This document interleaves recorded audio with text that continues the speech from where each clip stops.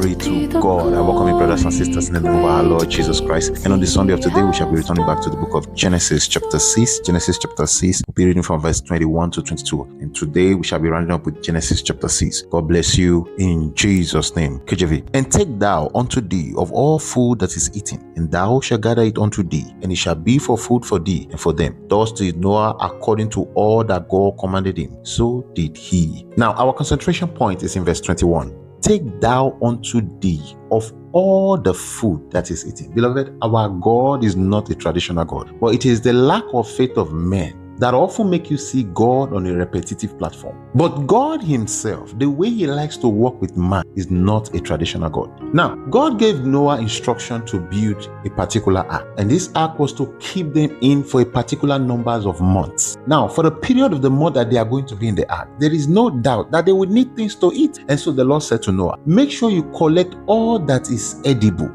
Gather all the different food depending on all that is on board. And Noah did this, and the flood came. They were in the ark, and they had so much to eat, and they were able to stay alive until the end of the rain, and the flood receded, and they came out of the ark again to begin to sow and to reap and to eat. Yet, when the same God walked with Moses, he said to him, you need not to worry about the food that you're going to eat. I will rain down manna from heaven. I will give you always meat to eat. You will eat in abundance, and I will give you as long as you are in the wilderness. Noah and his family and all the animals were only in the ark for some few months. The children of Israel spent 40 years in the wilderness, yet they did not sow and they did not harvest, but they ate and they were well fed. Yet in the days of Noah, they had to gather much into the ark. What do you see there? The dynamic nature of God. That is who God is. He is not traditional at all. He will not say, oh, in the days of Noah, what they had to do was gather food, and now it's the days of Moses, they will need to gather much more food because the numbers have increased. You need to gather all the food in Egypt. But he is not a traditional God. Some people will say, God, what you did yesterday, come and do it again. No, God wants to do something new. But do we have enough faith to believe?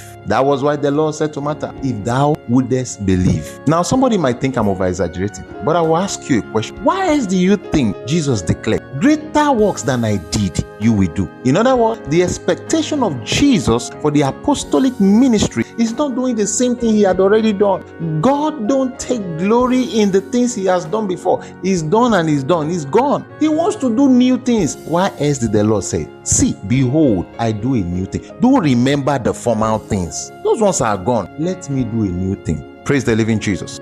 When he will walk with Elijah, he said, don't worry, the birds, they will bring food. And when God was done with that miracle, he said, don't worry, a poor widow that has no food at all, that is about to eat her last food and die, will feed you for many days. Do you understand that the dynamic nature of God is his natural self, and that God is not a traditional God? God wants to use you for the new miracles, but will you make yourself available?